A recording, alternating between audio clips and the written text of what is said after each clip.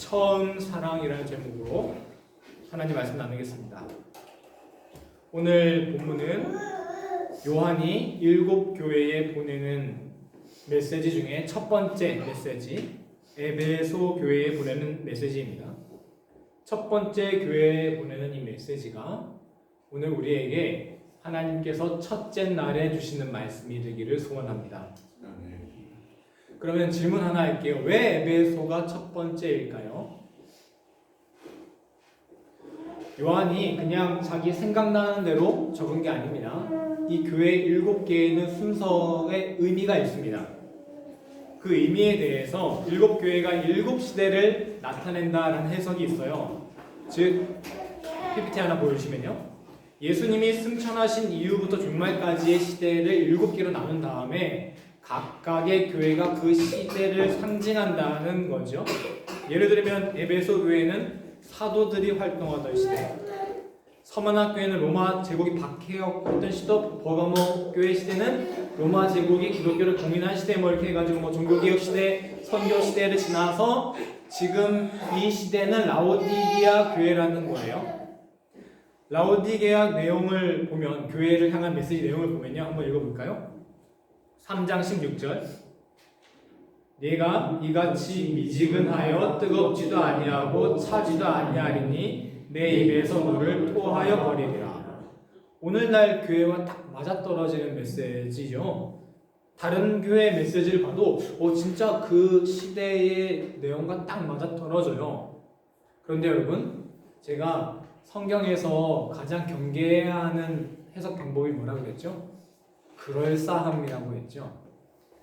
정말 일곱 교회는 일곱의 시대를 의미하는 것일까? 결론부터 말씀드리자면 그렇게 보기에는 매우 곱하기 10, 매우의 100승 정도로 어렵습니다.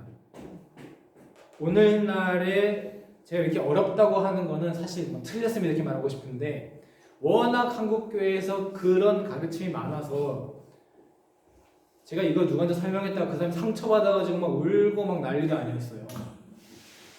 그런 분은 안 계신 것 같은데. 그러니까 이거 제가 이 높아심에 혹시 우리 목사님이 그 식거 아니래 이렇게 굳이 하실 필요는 없어요. 그냥 믿으시면은 그냥 아니 긍정적인 면도 있으니까요. 하지만 해석적으로 완전히 틀린 건데 그건 다음 주에 좀 자세하게 설명드리고, 오늘날 교회 시대라고 하는 라오디게아 교회로 다시 예를 들면요, 그 메시지가 오늘날 상황과 딱 맞아요. 그런데 라오디게아 교회에 향한 메시지만 오늘날과 맞을까요?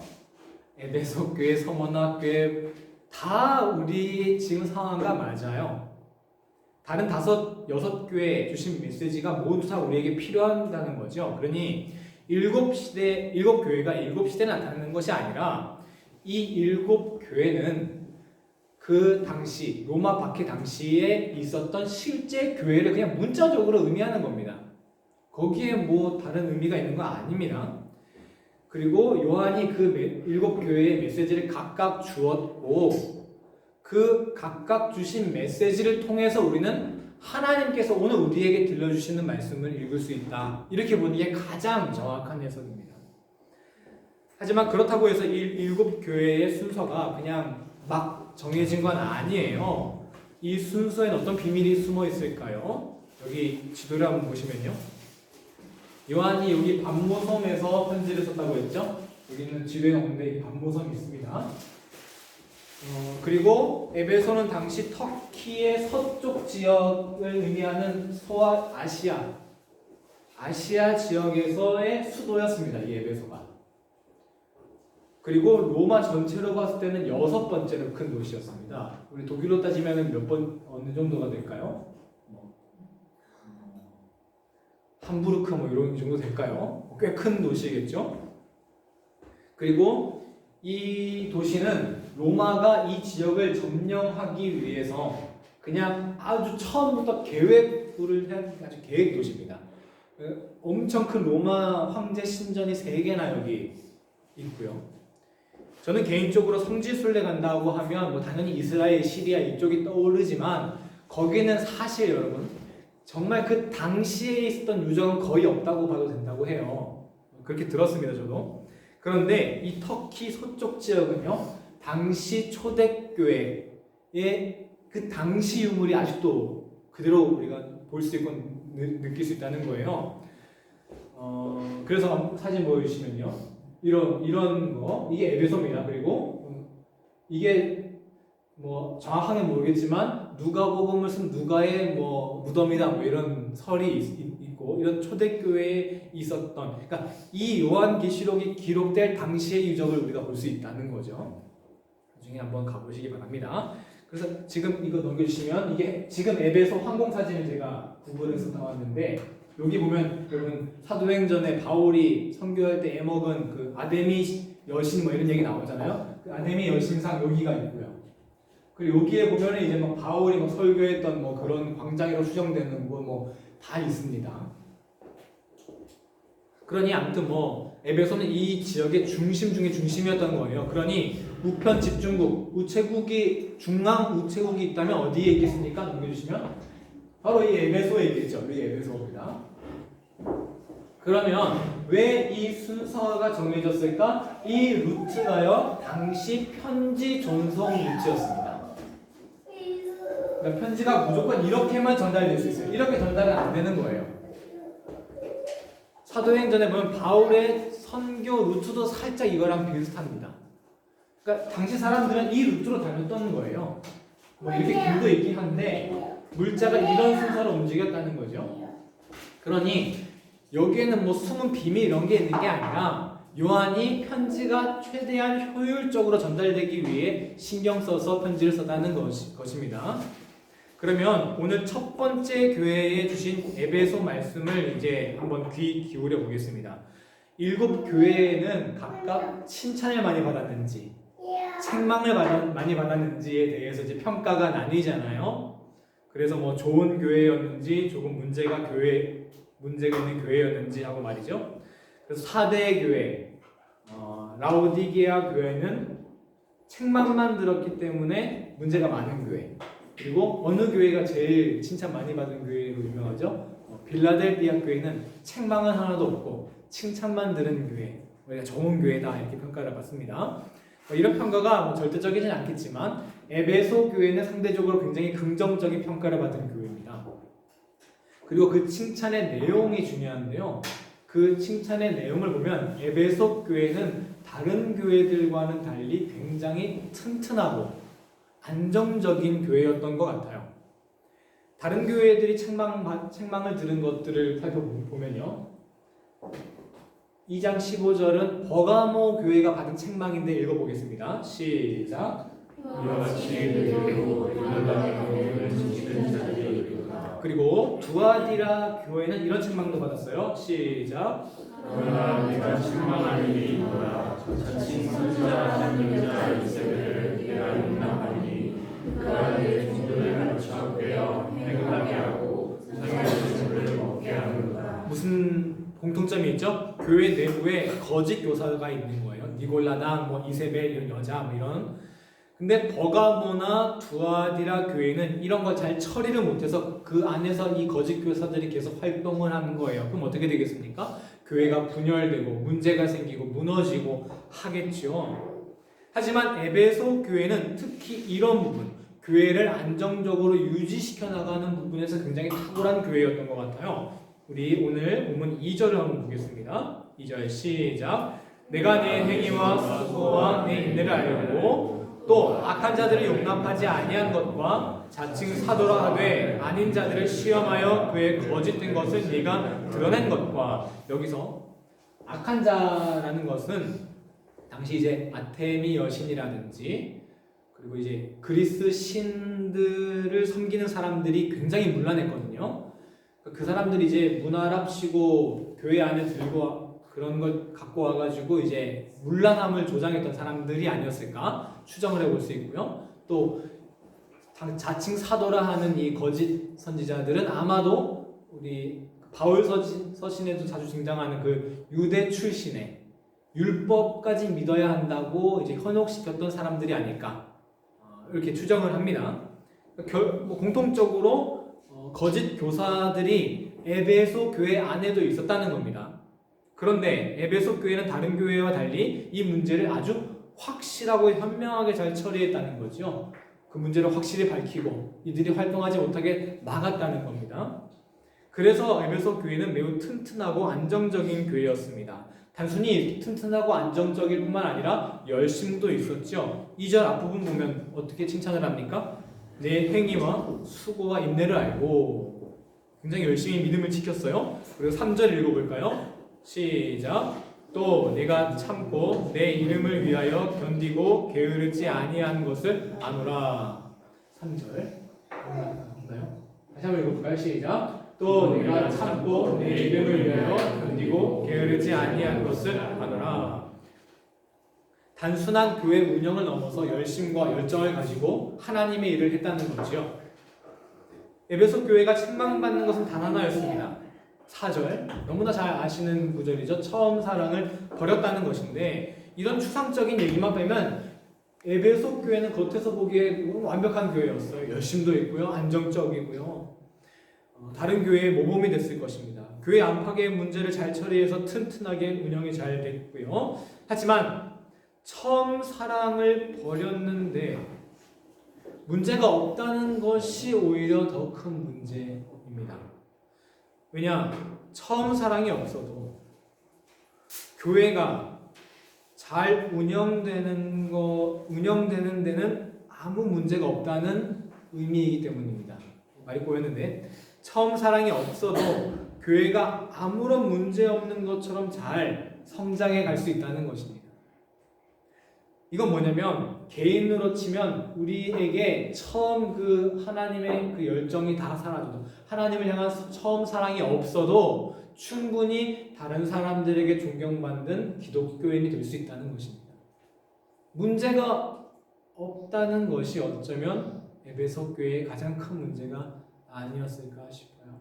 그래서 에베소 교회는 객관적으로는 긍정적인 평가를 받지만 이 7교회 중에 가장 위험한 교회가 아니었을까요? 처음 사랑을 버렸는데도 문제가 없다는 것은 굉장히 두려운 말입니다.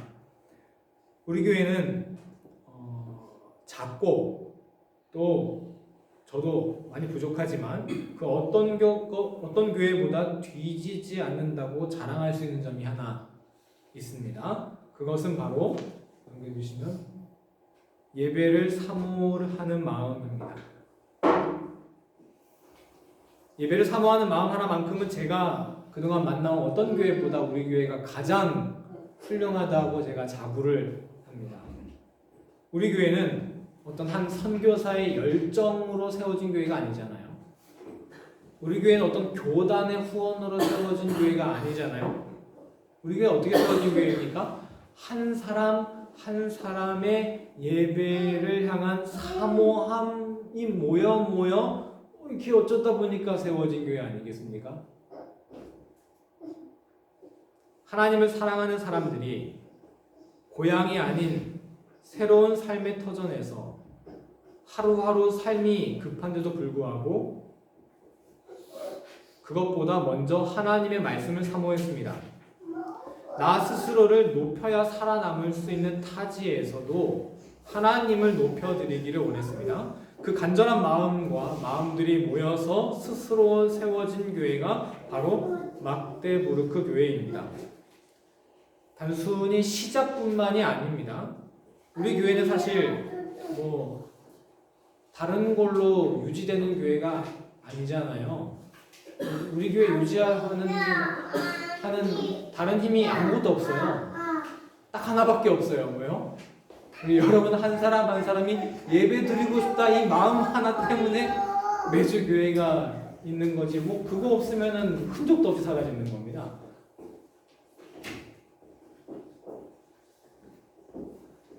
저로 하여금 우리 막대부르 교회에서 함께 예배하도록 이끈 것은 이 교회가 큰 부흥을 일으키는 가능성이 있다는 것도 아니었고 좋은 분위기도 아니었습니다. 단 한 가지 예배를 향한 사모함을 감동할 수 있었기 때문에 그 사모함이 저를 이끌었습니다. 여기 뭐 안 계신 분들만 제가 예를 들면은 노아랑 시아 어머니가 그 애들 아주 그 애들이 또 그때 한참 힘들 나이였잖아요. 그래서 보면 항상 지쳐 계셨는데 그런데도 불구하고 그 예배 나서 반주하고 싶어 하시는 그 마음이 막 느껴졌잖아요. 그리고 지금 베를린에서 열심히 연주하고 계신 혜진자매 보면은 그때 아마 청년이 아무도 없었는데 자기는 여기 뻘쭘하게 감에 앉아가지고 그래도 뾰족뾰족 나와가지고 예배 드리고 가는 게 참 예뻐 보이더라고요. 그게 기억이 납니다. 예배 드리고 싶은 거죠. 그것을 거창하게 거룩하게 하나님께 예배 올려드리고 이런 걸로 포장 안 해도 그냥 예배 드리고 싶다. 주일이니까 이 마음들이 하나씩 모여서 우리 교회가 일어난 건 아니겠습니까? 그래서 처음 우리 교회에 왔을 때 궁금한 거예요. 우리 교회가 여기서 계속 예배를 드리는 게 잘 이해가 안 되는가? 왜? 세워진 힘이 아무것도 없으니까요. 어디서 후원이 있는 것도 아니고 조직이 있는 것도 아니고. 그래서 이찬현 집사님께 궁금해서 여쭤본 적이 있어요. 사실은 제 질문이 이거였어요. 아니 도대체 여기 교회가 어떻게 있는 거예요? 이게 제 질문이었을 텐데 이렇게 여쭤볼 수는 없으니까 처음에 어떻게 여기서 처음 예배드리기 시작하셨어요? 이렇게 돌려서 물어봤습니다. 그때 대답을 저는 아마 평생 잊지 못할 겁니다. 아마 이런 식으로 살려고 예배드렸습니다. 이렇게 대답을 해주신 것 같아요. 다 같은 마음이셨을 것 같습니다. 예배를 생명과 같이 사모한다는 마음이었습니다. 이 고백에 대해 제가 예수님을 대신해서 딱 한마디만 하도록 허락해 주신다면 이렇게 말씀드리고 싶습니다. 내가 그 고백 위에 막대무릎 교회를 세우리라. 예수님께서 베드로에게 네가 너의 반석 위에 내 교회를 세우리라 말씀하셨던 것처럼 우리 교회는 그 고백 위에 예배를 사모하는 그 고백 위에 세워졌습니다. 근데 이거 제가 거창한 말씀 드리는 게 아니라 그게 현실이에요. 다른 걸로 세워지고 있는 게 아무것도 없잖아요. 그렇죠? 우리는 그래서 예배를 생명처럼 여기는 우리가 되기를 소망합니다. 처음 사랑. 우리 교회의 처음 사랑은 예배를 사모하는 마음. 이게 좀 거창하게 표현했지만 그냥 예배 드리고 싶은 마음. 예배를 생명처럼 여겼던 처음 사랑을 끝까지 붙들어가는 우리 교회가 되기를 축원합니다.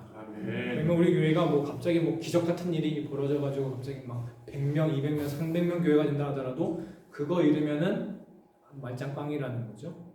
에베소 교회 된다는 겁니다. 우리는 초심, 처음 사랑에 대해서 초심을 잃었다라는 표현을 사용합니다. 그런데 예수님께서는 초심을 잃었다라는 표현이 아니라 4절에 보면요. 이런 표현을 사용하십니다. 뭐라고요? 초심을 잃었다가 아니라 너네가 초심을 버렸다. 잃어버린 거는 고의가 아니기 때문에 실수지만 버렸다는 건 다른 뜻이죠. 5절을 보세요. 그래서 어떻게 하라는 겁니까? 회개하라.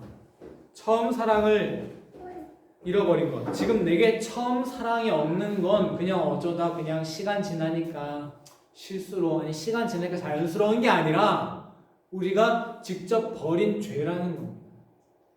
하나님 앞에 회개해야 할 것이라는 것이죠.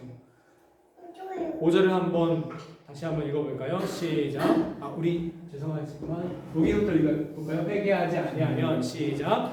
회개하지 아니하면 내가 내게 너희에게 가서 내 촛대를 그 자리에서 옮기리라. 촛대가 무엇을 의미했습니까? 요한계시록 1장 20절에 보면 일곱 촛대는 일곱 교회니라 그랬어요. 그러니까 아까 말이 그대로 맞죠. 우리 교회가 다른 뭐 어디 큰 후원이 있다가 갑자기 여기 뭐 주재원이 생겨가지고 교회가 뭐 100명이 됐는데 처음 사랑 이르면 예수님께서 직접 그 교회를 다른 지역에 옮기시겠다는 거예요. 촛대로 옮기리라, 이게 상징이 아니라 너 에베소의 교회인데 에베소 교회 없애고 내가 딴 지역에 세울 거야. 이거 문자적으로 읽을 때 문자적으로 읽어줘야 됩니다.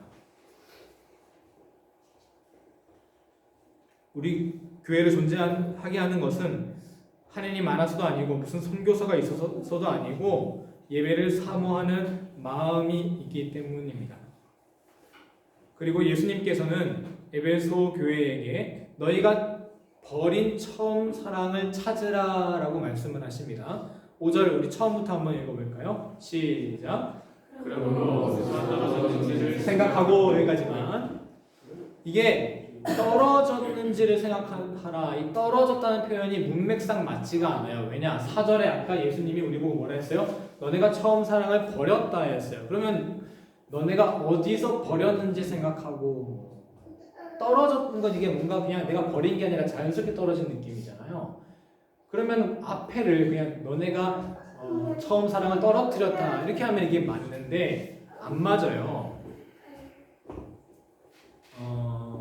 왜 떨어진 곳, 앞에서는 버렸다고 하셨으면서 뒤에는 떨어진 곳을 생각하라고 하신 걸까요? 여러분 스쿼트나 데드리프트 해보셨습니까? 무거운 역기를 들어 올리는 것 너무너무 어렵습니다.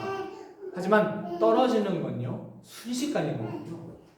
그리고 무거운 거 이렇게 낑낑 들어서 이거 조금만 신경 안 쓰면 그냥 확 떨어지면서 부상 입는 거는 한순간입니다.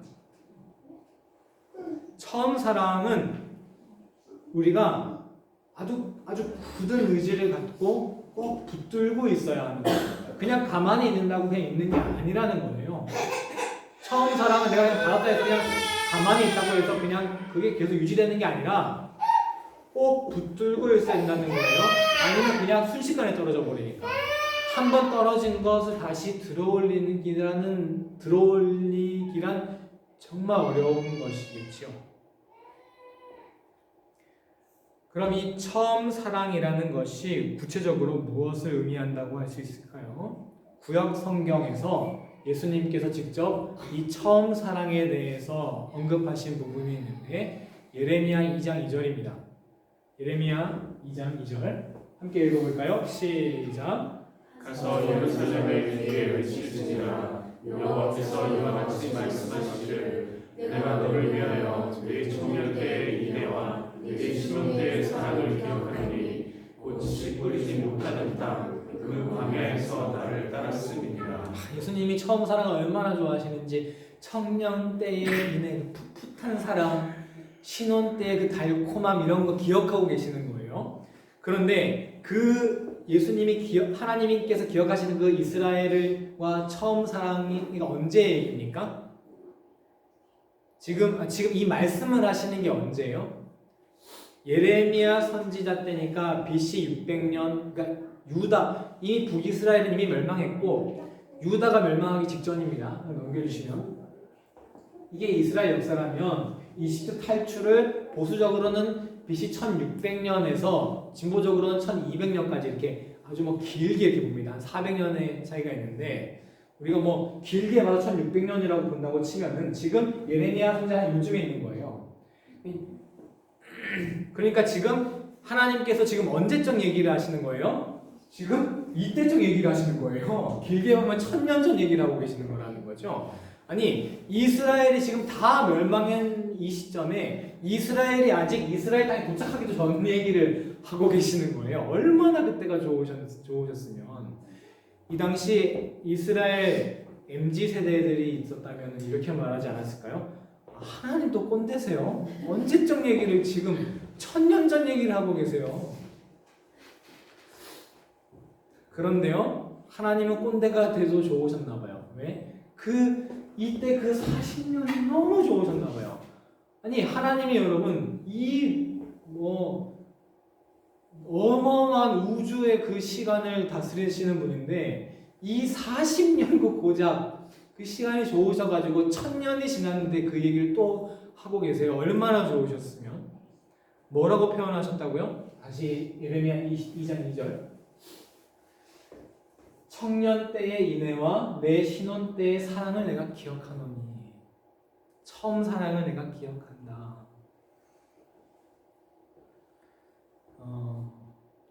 하나님께서 처음 사랑이라는 것을 얼마나 소중하게 느껴지시는지 생각하시는지 우리가 느낄 수 있습니다. 출애굽을 하고 나서 이스라엘이 그 1000년 동안 얼마나 많은 죄를 졌습니까?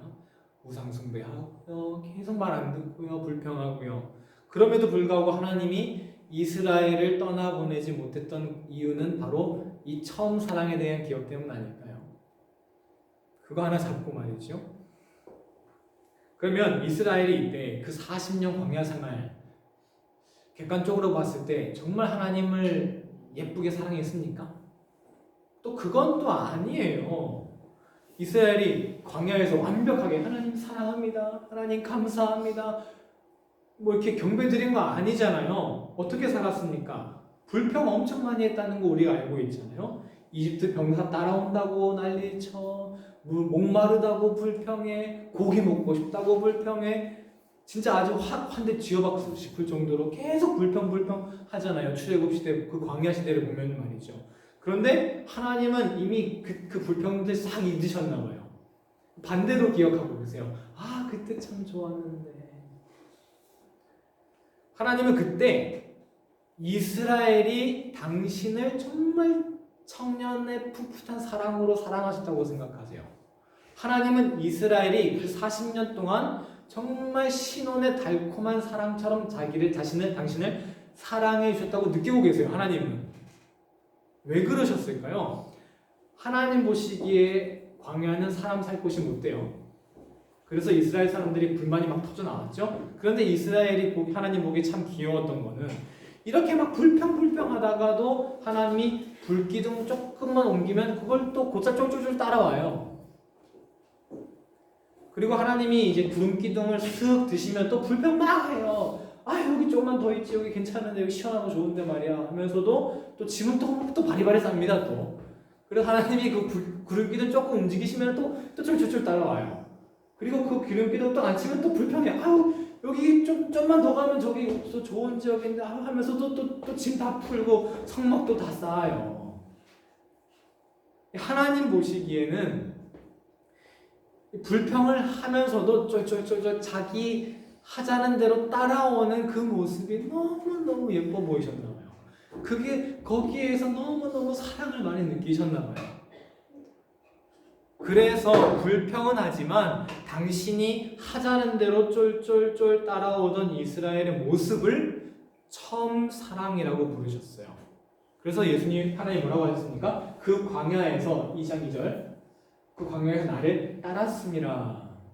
그리고 더 나아가서 앞에 넘겨주시면 그래서 뭐라 합니까? 어디서 떨어졌는지를 생각하고 회개하여 뭐를 다시 찾으래요? 처음 행위를 찾으라는 거죠, 여러분.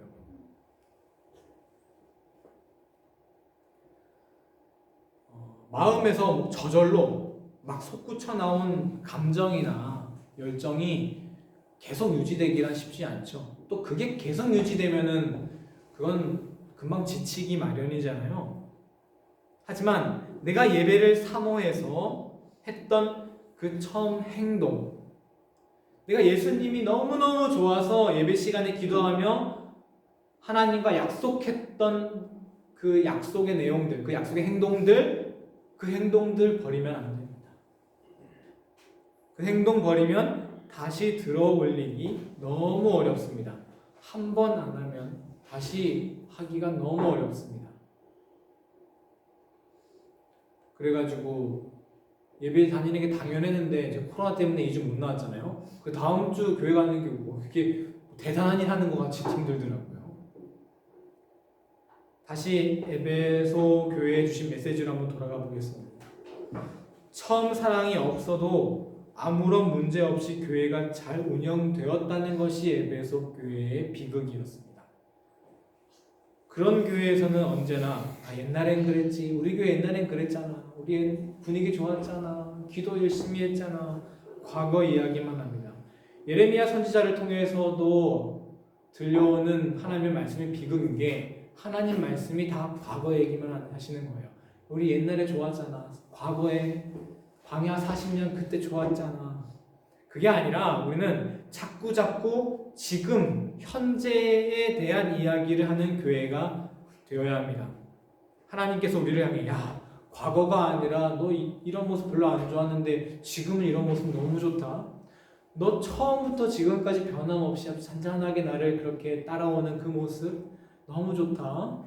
나 너무 마음에 들어. 이렇게 하나님께서 나에 대하여 과거가 아니라 나의 지금에 대해 말씀하시도록 하여야 합니다. 아유, 젊었을 땐 원래 다 그래요, 이런 말 하죠. 세상에서 제일 나쁜 말이 원래라는 말이라는 거예요. 그거 원래 그렇게 우리 해왔어요. 고치지 말자는 거죠, 문제를. 그거 원래 젊어서나 그렇게 하는 거지. 아니, 시간 지난다고 해서 원래 예배가 시들해지는 뭐 그런 거 있는 거 아닙니다. 교회가 작으니까, 교회가 작으면 원래 뭐 예배도 좀 간소하게 드리고, 교회가 작으면 뭐 악기 같은 것도 없으니까 원래 찬양도 좀 적당히 하는 거야, 뭐 그런 거 없습니다. 처음 사랑을 꼭 지켜나가는 우리 교회가 되기를 간절히 소원합니다.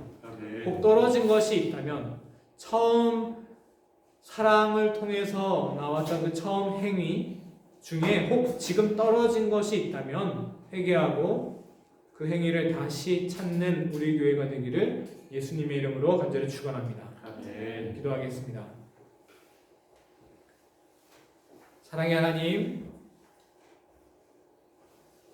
우리 교회가 아무 문제 없이 그저 잘 운영되는 교회만 되지 않기를 원합니다. 간혹 문제가 있을지라도, 간혹 어려움이 있을지라도 처음 우리 교회를 세워주셨던 그 예배를 향한 사모하는 마음, 예배를 간절히 갈망하는 그 마음 때문에 나온 우리의 처음 행동들, 그런 것들 잃지 않고 꼭 붙잡고 나아가는 우리 교회 되게 하여 주옵소서. 2023년에는 그 처음 사랑과 처음 행동을 꼭 붙잡고 다시 찾아가는 한 해 되도록 주님 인도하여 주옵소서. 감사드리며 예수님의 이름으로 기도드렸습니다.